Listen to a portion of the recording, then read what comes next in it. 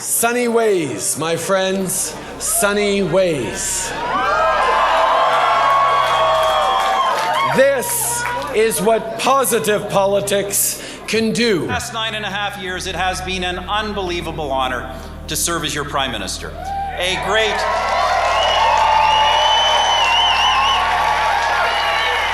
I congratulated Mr. Trudeau on his exceptional achievement for both him and his party. In this campaign, Mr. Trudeau made ambitious commitments to Canadians, and Canadians will have high expectations for their next parliament. If you listen to anyone in North America talk about politics, one thing is clear. The ideological divide is larger than ever. This from a guy who, if he were made of chocolate, he would eat himself. Will you shut up, man? There are many directions you can look as to why. A changing culture, an aging population, unfettered access to information, the fact that truth has become harder and harder to discern. You are fake news, sir. But there is another factor that contributes heavily to the divisiveness of our current world. The political system itself. A system that produces false majorities and elects governments against the will of the people. A system that further divides and radicalizes its citizens. A system meant for medieval gentry, not 21st century democracies. This is the story of how first past the post, an ancient and outdated voting system, divides us and robs us of true democracy, and how Justin Trudeau promised to change it. How did we get this system in the first place if it's so problematic? Well, it goes back a long way, and it's in England that this idea of first past the post first emerged. It emerged, I would say, when democracy first started, but it wasn't really much of a democracy in those days. It was a democracy only of the landed gentry. So that's how we ended up with first past the post in the first place.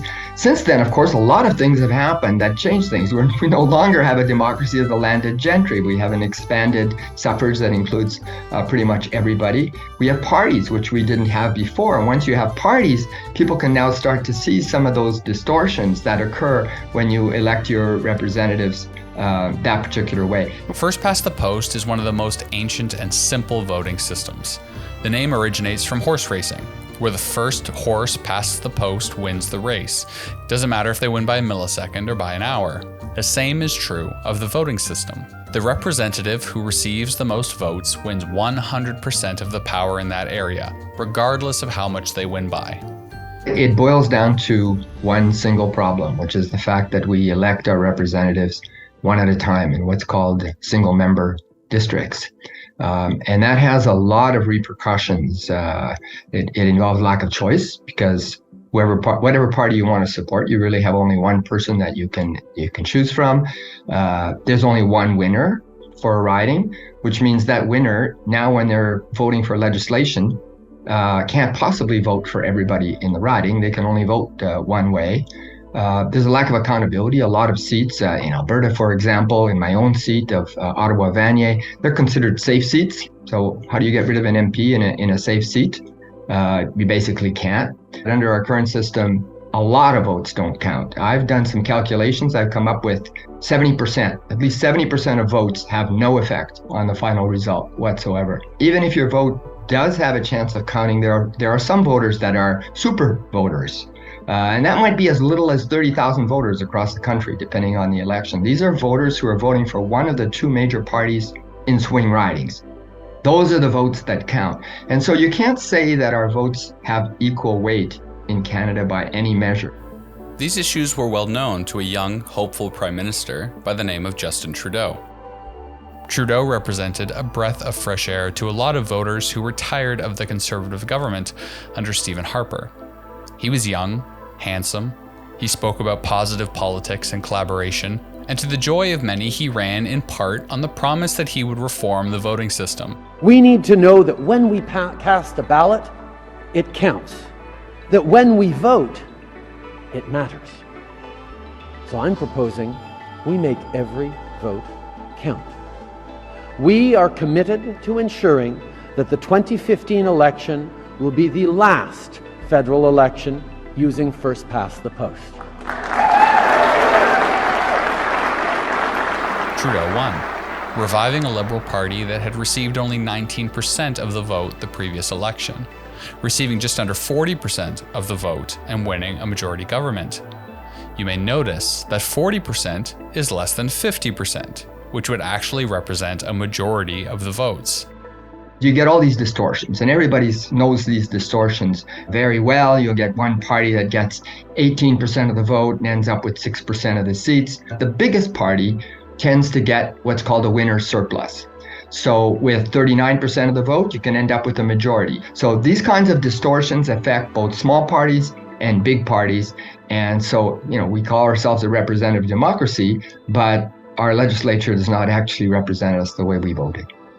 Let's look at the last Canadian election. The Bloc Québécois won 7.6% of the vote and received 32 seats.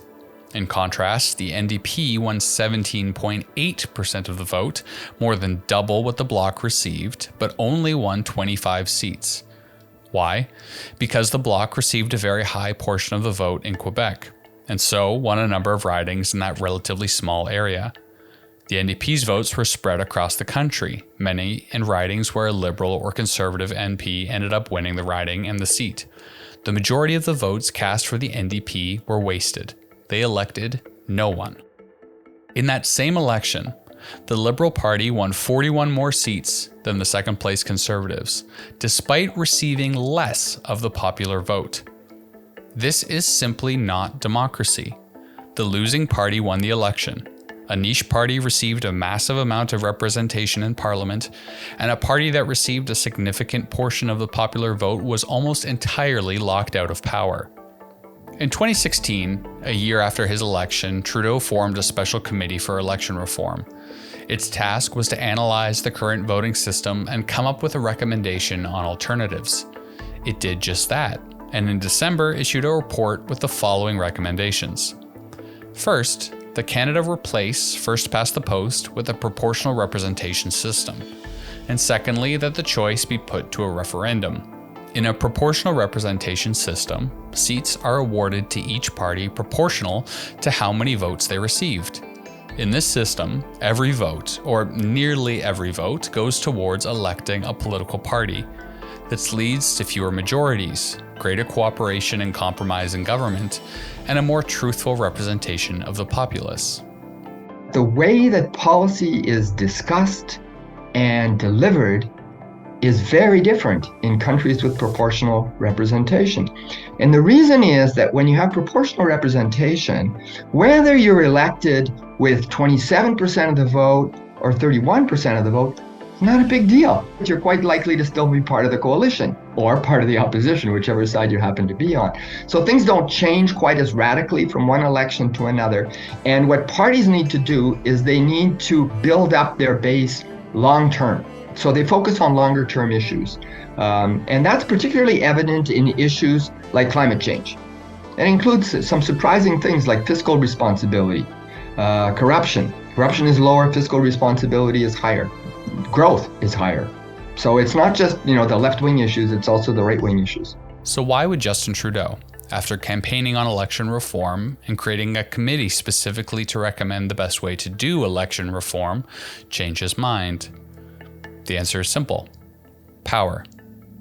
He didn't know it yet, but Trudeau would go on to lose the popular vote in each of the next two elections, and yet remain in power, something that would only happen under first past the post. By simply looking at the 2015 election results, we can see why Trudeau changed his mind. His 39.5% of the vote translated into 54.4% of the seats, majority control for the Liberals, and a chance for the party to pursue their objectives unhindered, without needing to cooperate with another party. Under proportional representation, the Liberals and Conservatives would be weakened, forced to work together with other parties. This is true in the United States as well, where proportional representation would allow other parties to gain significant representation in government, effectively dismantling the two-party system. The last time a Canadian party actually received over 50% of the votes was in 1984. There has not been a single legitimate majority federal government in Canada for nearly 40 years. This simple fact changes the way that politicians campaign and pushes voters further to the fringes. Our politicians, our parties are extremely hyper-partisan in first-past-the-post countries. And the reason is that when you have a majoritarian system, what happens is that if you go from, let's say, 33% of the vote to 37 or 38% of the vote, you go from being the official opposition to being government.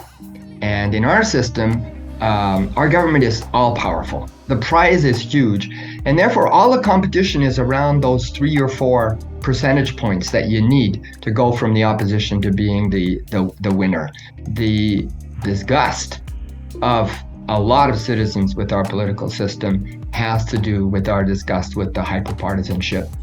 And so, political leaders spend more and more of their time talking divisively. Voters become more and more radicalized. Collaboration becomes impossible.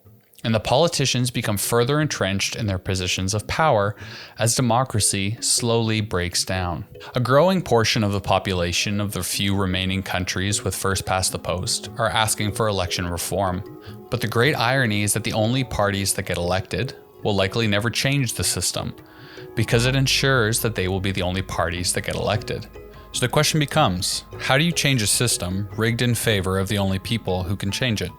I and Fair Vote Canada more generally think that what you have to do is you have to reset the process. So what we've been advocating is a citizens' assembly. And what you'd have there with the citizens' assembly, we know that they've been successful in the past at coming to a consensus on what's needed. What would happen now is you'd have a citizens' consensus.